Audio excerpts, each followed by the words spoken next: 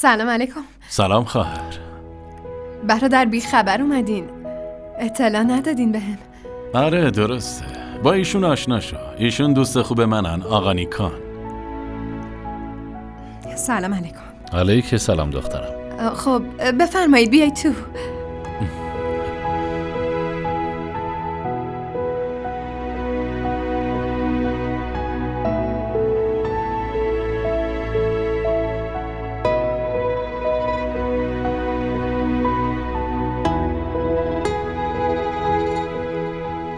شما بشینید، من الان برمیگردم.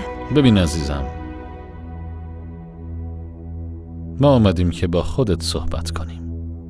بگیر بشین. شما دوست برادر منین، اولین بار تشریف میارید اینجا، باید چای میل کنید. بسیار خوب باشه، اما فقط چای. باشه الان میام. اشفاق، خیلی از جانان خوشم اومد.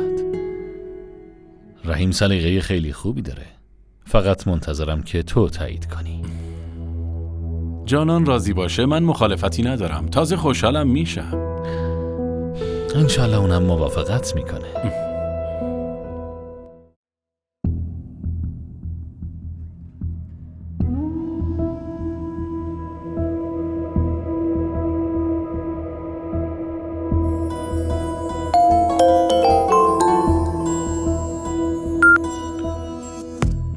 بله جانم رحیم. الو پدر، الان کجایی؟ من و اشفاق با هم هستیم. آره عزیزم، ما به خاطر همون قضیه اومدیم خونه جانان. بعدن با هم صحبت میکنیم. باشه؟ باشه باشه.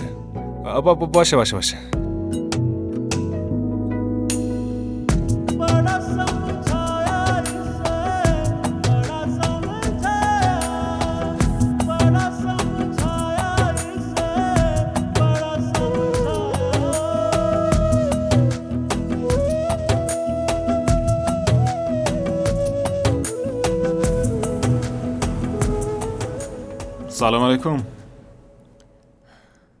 بعد از یه شب حالا اومدی اینجا؟ آره کار داشتم. همه چی خوبه؟ برادرم و دوستش اومدن، میخوان با من صحبت کنن. در مورد چی؟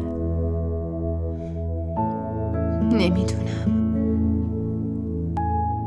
خب تو برو داخل پیششون، من الان چای میارم.